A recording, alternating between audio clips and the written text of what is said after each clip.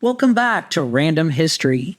I'm your navigator as we explore the little-known events and people that make history such an amazing subject. The events I delve into are probably not ones you learned about in school. These are the ones that when you do hear about them, you're likely to think that they could not possibly be real. But they are. Not long ago, a friend of mine suggested I write about the great aunt of a mutual friend of ours. He said that she was, quote, one of the pivotal code breakers of World War II and from our area.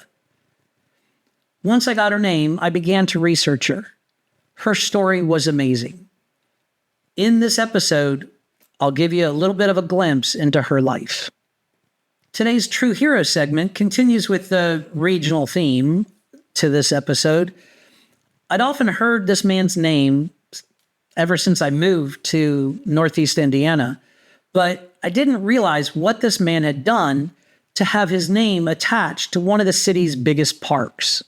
And so for today's Random History episode, we present Elizabeth Smith Friedman and Henry Ware Lawton.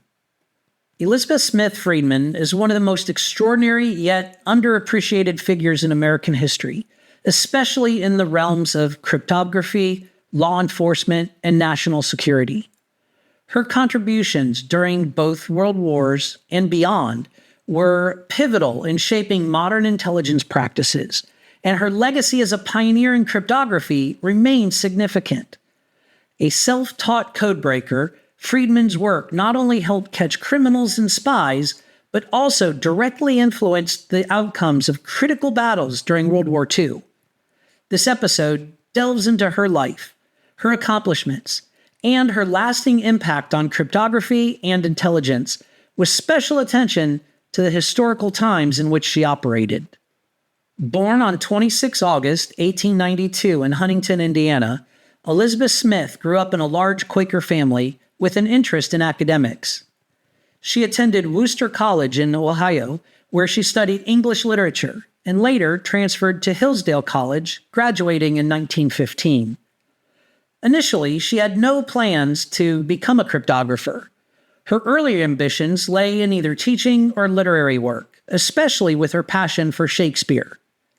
In fact, it was her love of literature that led to an unusual twist of fate, meeting the eccentric and wealthy textile heir, George Fabian, who became the unlikely gateway to her cryptographic career.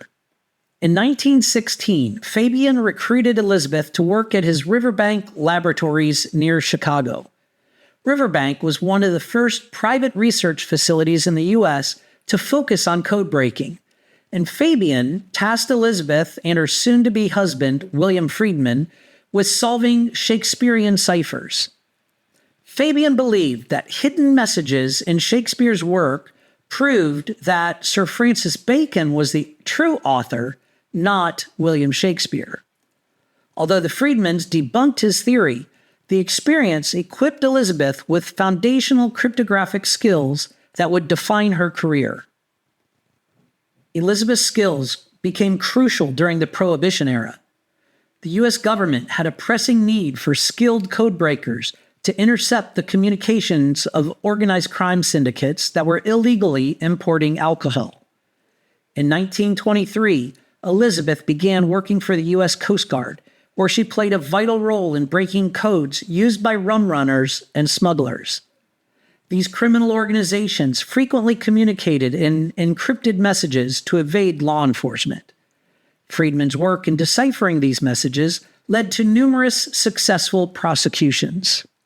One of her most notable cases involved the investigation of a massive rum-running operation coordinated by the Consolidated Exporters Corporation, or Conexco. The smugglers used a complex cipher to relay information between ships and shore operations, making it difficult for law enforcement to track them. Elizabeth not only cracked their code, but also testified in court as an expert witness, a rare and groundbreaking role for a woman in the 1930s. This cemented her reputation as a top-tier codebreaker. Her most significant contributions came during World War II. By the early 1940s, she was working for the U.S. Navy and played a crucial role in breaking the coded messages of Axis powers. Perhaps her most important work involved the interception and decryption of messages sent by German spies operating in South America.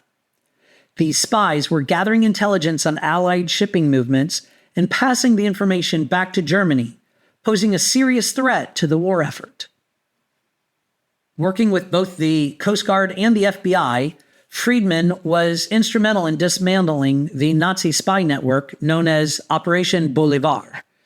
Her work ensured that the Nazis could not establish a foothold in South America, which was vital in preventing the Axis powers from exploiting the continent's strategic resources and proximity to the U.S. While much of her work was credited to the J. Edgar Hoover FBI, it was Elizabeth Friedman's code-breaking that proved decisive. Friedman's contributions also extended to assisting with the Enigma machine, the German cipher device used for military communications. While she did not work directly on the Enigma project, her pioneering work in code-breaking laid the groundwork for later successes of Allied cryptographers, including the women at Bletchley Park, led by Alan Turing. Her code-breaking techniques, developed during her time at Riverbank and refined during her work on Prohibition-era ciphers, were some of the first modern cryptographic methods used in warfare. Despite her profound contributions to American intelligence and cryptography, Elizabeth Smith Friedman remained relatively unknown for much of her life. Her work was often classified, and when it was publicly acknowledged, it was usually overshadowed by male counterparts, such as her husband, William Friedman, or other contemporaries like Turing. However, after World War II, the value of her work began to gain recognition within certain circles. For example, the U.S. Coast Guard awarded her with the Commendation for Meritorious Civilian Service in 1946. Elizabeth's husband, William, also a famous cryptographer, received more public recognition for his work in cryptoanalysis, particularly with the Enigma machine. However, many scholars argue that Elizabeth's contributions were equally, if not more, significant. She was not only a skilled cryptoanalyst, but also a leader and educator in the field. Her clear, methodical approach to problem solving, as well as her willingness to work long hours in difficult conditions, made her indispensable to the U.S. war effort. Later in life, Elizabeth lived quietly in retirement, staying mostly out of the public eye. It wasn't until after her death in 1980 that historians and researchers began fully appreciating her contributions. In recent years, biographers and documentary filmmakers have brought her story to a wider audience. Jason Fagone's book, The Women Who Smashed Codes, stands as a detailed and compelling account of her life, cementing her status as one of America's great unsung heroes in intelligence work. Elizabeth Smith Friedman's career is remarkable not only for her achievements, but also for the barriers she overcame as a woman in a male-dominated field. During her time, few women were given the opportunity to work in cryptography or intelligence, much less take the lead on complex investigations or testify in high-stakes court cases. Her success in this arena was groundbreaking and challenging the cultural norms of the time. The sexism of the era often downplayed her accomplishments. For instance, during her work on breaking codes of rum runners and smugglers, many of her male colleagues received more recognition or credit for the outcomes, despite Elizabeth's central role. Similarly, during World War II, her work was often attributed to the agencies she worked for rather than to her personally. Yet, she persevered, earning the respect of her colleagues and setting an example for future generations of women in the intelligence and national security roles. Friedman's work laid the foundation for modern cryptographic practices. The techniques she pioneered, such as frequency analysis and the use of linguistic patterns to crack complex ciphers, are still relevant in today's intelligence operations. Her work with the Coast Guard and Navy during World War II is particularly notable for how it combined cryptography with other intelligence tools, such as signals intelligence, or SIGINT, and human intelligence, or HUMINT, a precursor to modern integrated intelligence approaches. Her influence is also evident in the broader development of cryptography as a scientific discipline. Alongside her husband, William, she contributed to the establishment of cryptography as a legitimate field of academic study and practical application. Her work helped elevate the status of cryptography both in the military and civilian intelligence operations, contributing to the development of organizations like the National Security Agency. Elizabeth Smith Friedman was a trailblazing figure in American cryptography and intelligence. Her contributions during both the Prohibition era and World War I were instrumental in shaping the outcomes of critical events, from the dismantling of organized crime networks to the neutralization of Nazi spies. Though often overlooked, her legacy is one of groundbreaking achievement in a field that continues to be vital to national security. As modern cryptography and intelligence work evolve, Elizabeth Smith Friedman's life serves as a powerful reminder of the impact that one individual can have on the course of history. In fact, I do these programs specifically to demonstrate that.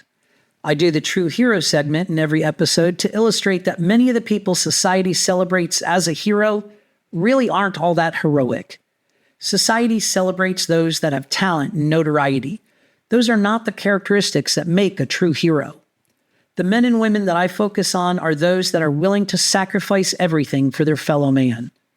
They are not the people like society celebrates that tell us to conserve energy or reduce our carbon footprint, then fly off in their private jet so they can watch some sporting event in the owner's box. The men and women that I present in the True Hero segment are the real heroes, the people we want as role models for our children. They walk the talk. If we want to raise our children with integrity and strong character, then these are the role models we should celebrate. These are the people that reflect those traits. Today's true hero is a Congressional Medal of Honor recipient from the Civil War.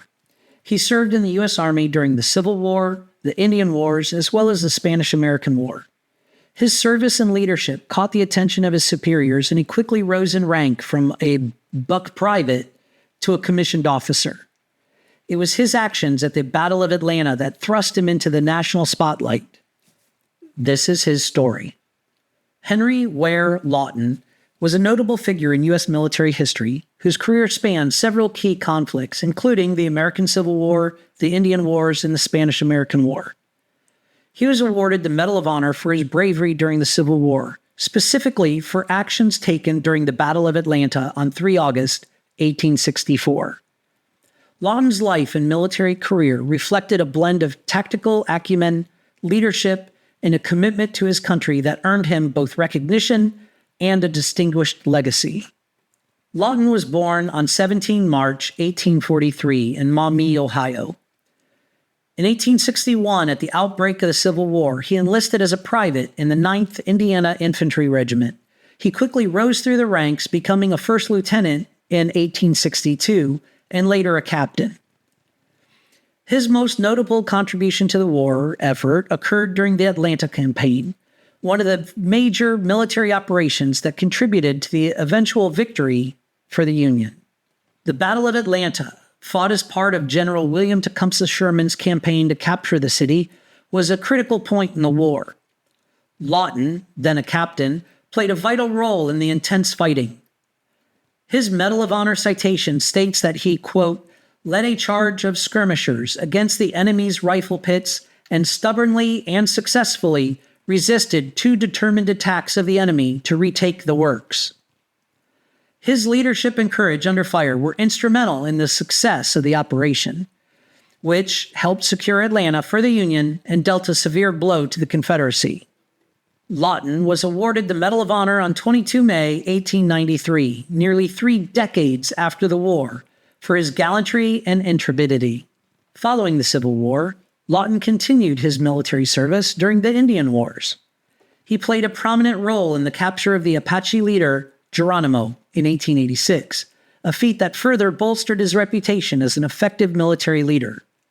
Lawton's skill in guerrilla warfare and his ability to navigate difficult terrain were pivotal in the successful campaign to capture Geronimo, who had evaded capture for years. This accomplishment made Lawton a celebrated figure, cementing his place as a key figure in U.S. military history. In 1898, during the Spanish-American War, Lawton had been promoted to the rank of colonel and commanded U.S. forces in the battle to capture Santiago de Cuba. He displayed the same determination and tactical expertise that had characterized his Civil War and Indian War service. Unfortunately, it was during the Philippine-American War that Lawton met his end.